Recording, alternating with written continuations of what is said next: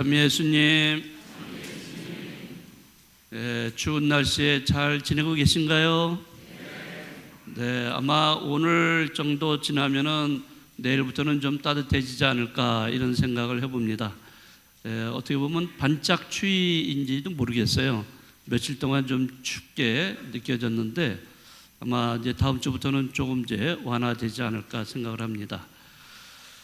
네, 오늘은 주님 세례 축일입니다. 예수님께서 세례자 요한에게 그 요르단강에서 세례를 받으시죠.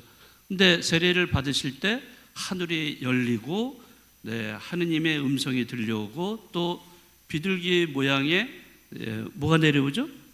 성령이 내려오시죠.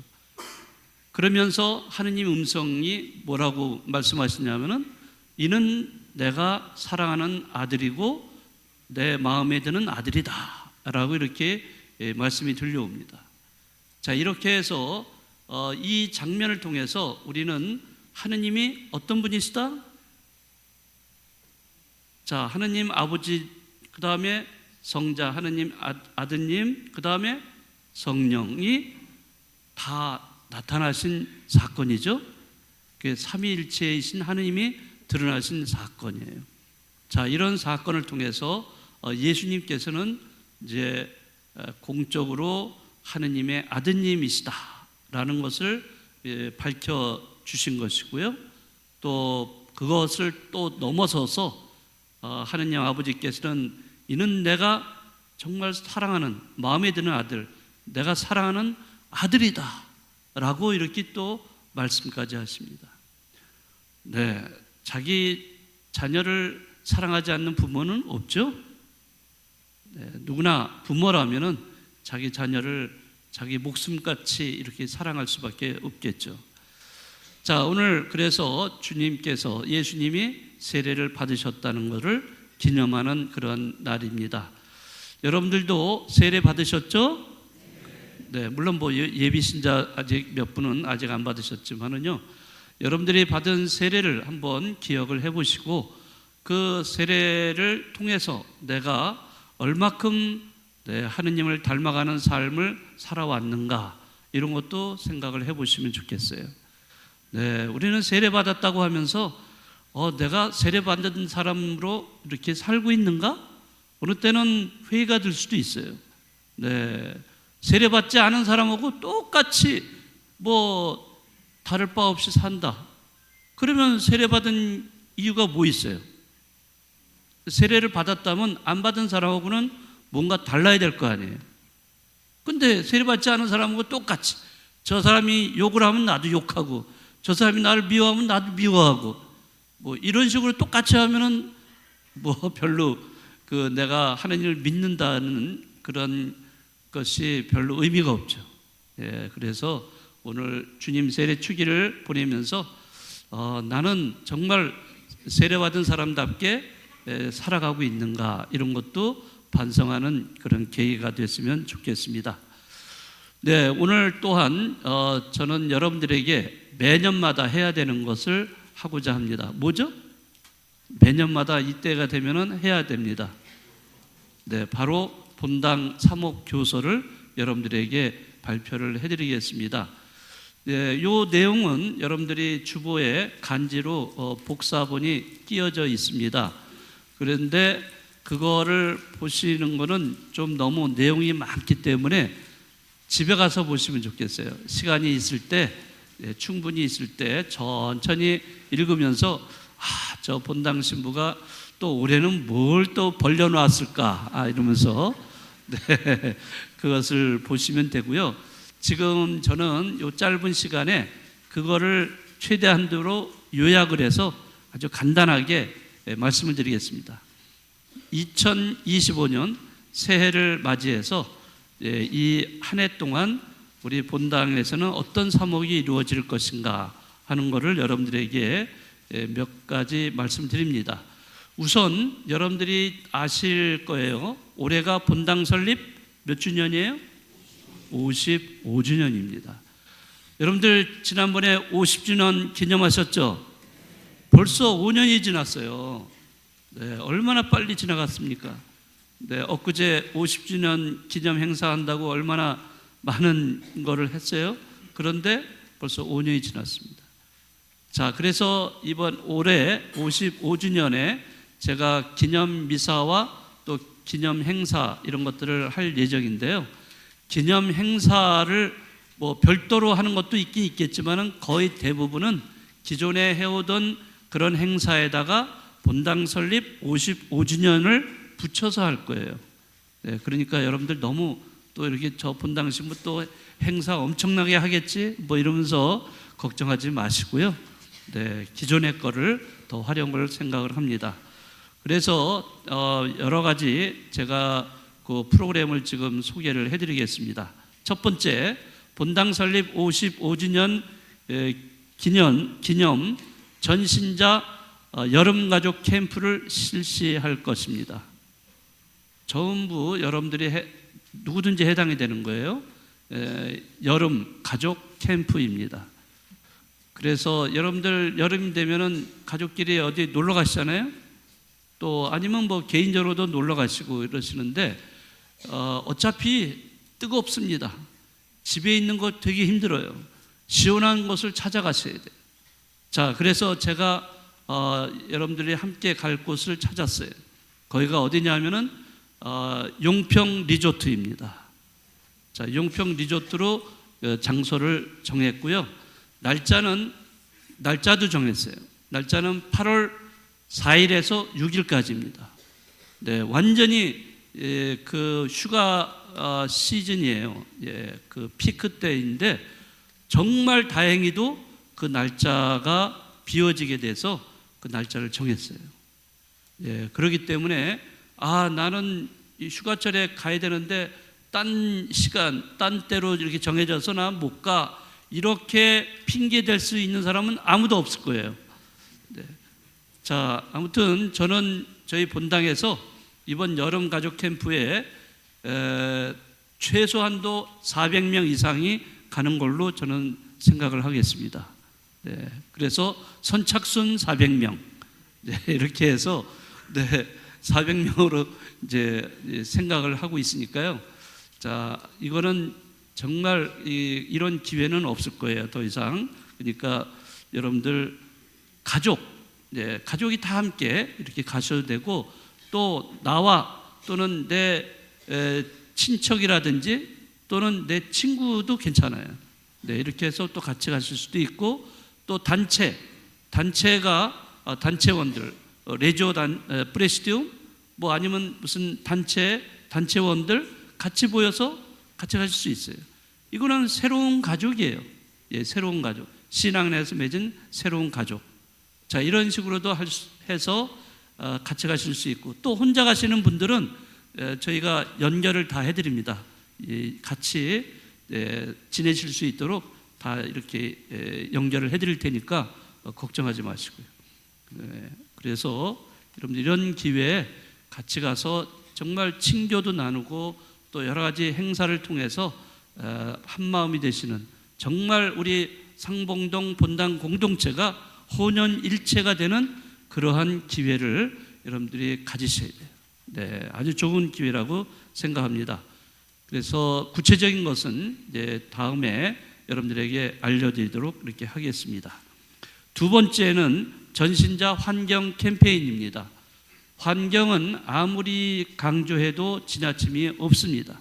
그만큼 우리가 살고 있는 이 지구 생태계가 점점 망가져가고 있어요. 그래서 이런 환경 오염, 지구 온난화로 인해서 빚어지는 많은 재난들, 지금 LA 같은데 산불이 나서 어마어마한 집들이 다 타버리고 많은 사람들이 피해를 보고 있고 이렇습니다. 네. 자, 이러한 재난은 하나의 불과합니다. 하나의 예에 불과해요. 그 이외에 수많은 이런 재난들이 그런 거를 우리가 이미 겪었고 앞으로도 겪을 거예요. 자, 그런 면에서 우리는 환경을 보존하는, 또 환경을 잘 가꾸는 그런 노력이 필요합니다. 이제 저희 분당은 올해 여러 가지 생활 속에서 쉽게 지킬 수 있는 이러한 것들을 아이템을 잡아서 지속적으로 구역을 중심으로 해서 이거를 실천하도록 그렇게 하겠습니다. 세 번째는 상봉 문화영성 강좌를 실시할 겁니다. 이거는 작년에 상봉성경대학을 마치고 후속 프로그램이 되겠습니다. 그렇지만은 이 프로그램은 한 달에 한 번 합니다. 네, 매주 하는 게 아니고요. 여러분들이 부담되실까 봐서 한 달에 한 번 합니다. 그런데 방식은 한 분의 전문 강사가 와서 이거를 강의를 하는데 한 달에 한 번만으로 끝나는 게 아니라 상반기로 해서 여러 번에 걸쳐서 강의를 하고 또 하반기에는 다른 분이 오셔서 여러분들의 여러 번 걸쳐서 강의를 하고 이런 식으로 진행을 하도록 이렇게 하겠습니다. 그래서 이것은 여러분들에게 어떤 문화 형성 이런 것들을 여러분들에게 알려주고 또 뿐만 아니라 삶 안에서 어떻게 신앙을 실천할 것인가까지도 구체적으로 알려주는 그러한 강좌가 되겠습니다. 네. 자, 그 다음에 네 번째로는 구역미사를 실시할 예정입니다. 구역미사. 제가 처음에 이 본당에 부임을 해와서 구역미사를 했어요. 그런데 그 당시는 코로나가 끝난 지 얼마 안 되기 때문에 그 현지에 가서 할 수가 없었고 성당에서 여러분들 함께 모여서 미사를 했어요. 그런데 이제는 실시를 각 구역에 제가 직접 어느 집에 가서 그 구역의 그 집에 다 같이 모여가지고 같이 미사를 봉헌하는 겁니다. 자, 그런 식으로 해서 한 달에 평균 한 번씩 하면은 12달이니까 12번 할 수 있겠죠? 12구역이니까요. 자, 그런 식으로. 그러나 구역 미사를 끝내고 이거는 아셔야 돼요. 차 한 잔씩 마시는 기회는 갖습니다. 그러나 식사를 한다든지 뭐 엄청나게 뭘 차린다든지 이런 거는 절대 불가합니다. 만약에 그런 걸 차렸다 그러면 저는 즉석에서 그 집을 떠나갈 겁니다. 네. 아시겠죠? 네. 오로지 준비할 거는 차 한 잔 마시는 거. 네, 그겁니다. 아시겠죠? 정말이에요?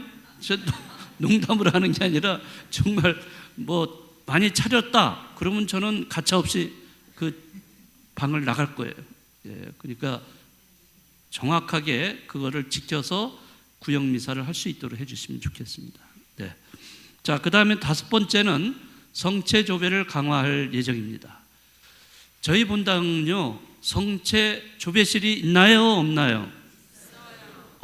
너무 잘하십니다. 저희 본당은 오래전부터 성체 조배실을 이렇게 만들어서 이렇게 있습니다. 얼마나 좋아요. 성체 조배실이 없는 본당도 굉장히 많습니다. 근데 저희는 아주 조용하고 아주 아담한 그런 방이 있어요. 그런데 문제는 지금 이러한 방을 성체 조배실을 활용하고 있는 신자분이 극소수에 해당이 됩니다. 네, 그래서 성체 조배를 우리가 사실 해야 되죠. 이게 신심행위 중에 하나입니다. 그래서 올해는 단체별로 또는 개인적으로 이 성체 조배실에서 성체 조배를 할 수 있도록 권유를 해드립니다. 그리고 또 프로그램도 또 만들어서 또 할 수 있도록 이렇게 할 예정으로 있습니다.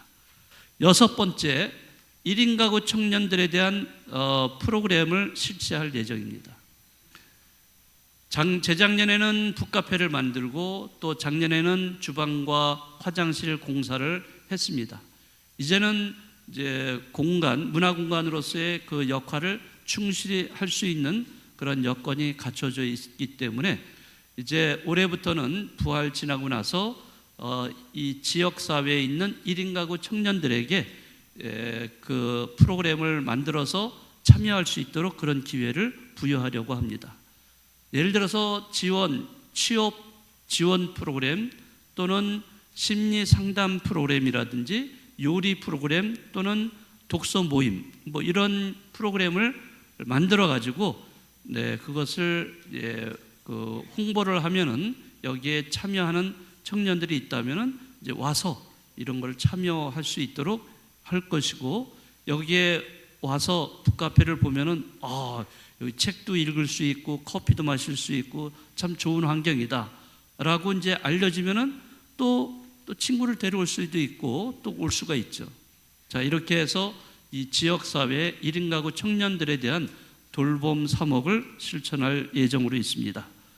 자, 7번째, 영유아 신앙교육 프로그램을 실시할 예정입니다.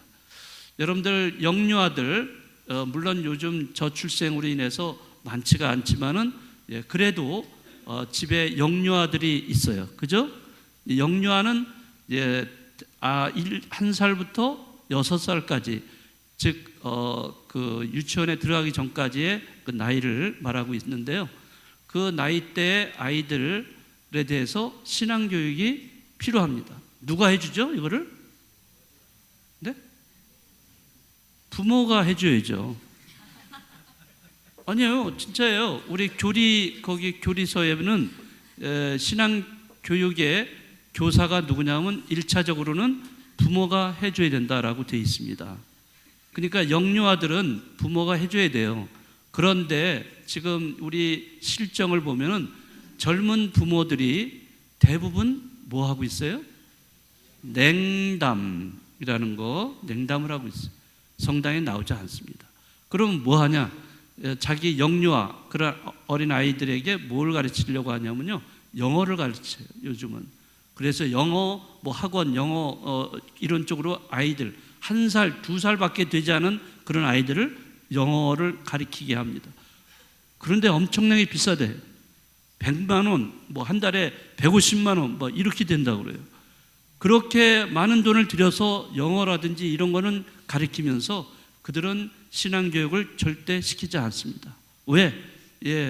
그 성당에서 멀어진 사람들이기 때문에 아예 생각도 안 해요. 그러면 어떻게 해요? 이런 아이들이 나중에 이제 초등학교 들어갈 때, 그때 이제 본당에서는 주일학교 하니까 등록하세요 이렇게 얘기합니다. 그러면 등록하기 전까지 그동안 뭐예요? 아이들은 자라나면서 신앙이라는 걸 접할 수가 없는 거예요. 여러분들 3살 버릇이 몇 살까지 간다고 그래요? 80살까지 갑니다. 그거는요, 3살 때 그 이 기억이 죽을 때까지 가는 거예요. 이게. 그러면은 그 3살이라는 것은 영유아기 때의 나이입니다.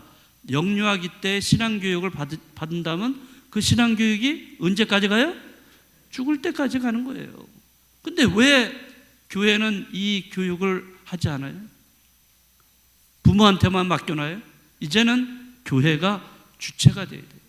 그래서 교회는 이제는 전문가를 부르고, 그리고 교사들이 함께 해가지고 영유아 신앙교육이 교회 안에서 이루어져요. 그래서 저는 많이 하기는 어렵지만은 한 달에 한 번, 토요일 날 어린이 미사가 몇 시예요? 3시에 있으니까 그 전에 시간을 마련해서 전문 강사를 불러다가 그 아이를 데리고 오셔야 돼요. 누가 데려오냐? 부모가 데려올 수도 있고, 안 되면은 조부모가 데려올 수도 있어요. 그렇게 해서 여럿이 모여가지고 뭐라면 엄마 아빠와 함께하는 그림책 신앙교육을 실시할 예정입니다. 어떠세요? 여기 영유아 혹시 손자 손녀 있는 우리 조부모들 계세요? 많죠? 네. 근데 물론 여기에 동네에 살고 있지 않는 경우도 많이 있을 테지만은요, 저희 본당은 대상이 어느 정도 되고 있어요. 제가 교적으로 이렇게 보니까 최소한도 한 20명 이상이 어린이들이 여기에 해당이 되고 있습니다. 네, 그래서 많은 숫자가 와서 한다기보다도 조그만 숫자라도 저는 전문 그 강사를 불러서 그림책으로 하는 그러한 그 신앙교육을 부모 또는 조부모와 아이들 같이 함께하는 그런 시간을 마련을 하려고 합니다. 자, 그리고 이제 문화사목은 예전에 해왔던 대로 그대로 할 겁니다. 독서 콘서트라든지 본당 추천도서 독서 모임, 또 사사분기로 하는 영화 상영, 또 그리고 문화센터 지금 계속 하고 있는데요. 여러 과목을 하고 있고요. 각종 동호회 이런 것도 계속 지속적으로 할 예정으로 있습니다. 아무튼 올 한 해 본당 설립 55주년이라는 그런 해라는 것을 우리가 기억하면서 그것을 기념함과 동시에 이런 여러 가지 프로그램들을 실시할 예정이라는 거, 이거는 본당 신부가 혼자 알아서 잘 할 겁니다. 그렇죠? 아니에요. 누가 같이 해줘야 돼요? 네, 여러분들이 같이 해주셔야 됩니다. 네, 여러분들도 사목의 협력자이시기 때문입니다. 여러분들이 수동적으로 가만히 있지 마시고요. 어느 때는 이런 거 좋은 아이디어가 있으면 이걸 이렇게 하면 어떻습니까? 또 이건 좀 이런 것 같아요. 뭐 여러 가지 의견들이 있을 거예요. 그런 거를 말씀을 해주셔야 돼요. 네? 그런 말씀을 해주시면 참조하고 그래서 같이 가는 거예요. 시노달리타스, 우리 교황님이 많이 주장하시는 시노달리타스, 이 뜻도 마찬가지예요. 사제, 성직자와 수도자와 평신도가 함께 걸어가는 길이다, 이런 뜻이잖아요. 자, 함께 걸어가는 거예요. 사목도. 자, 올해도 여러분들 이 사목이 여러분들과 함께 걸어가면서 정말 훌륭한 그런 좋은 결실을 맺는 사목이 돼서 우리 본당 공동체가 아름다운, 하느님 보시기에 아름다운 공동체가 될 수 있도록 도와주시고 또 관심을 가져주시고 기도해 주시면 고맙겠습니다. 감사합니다.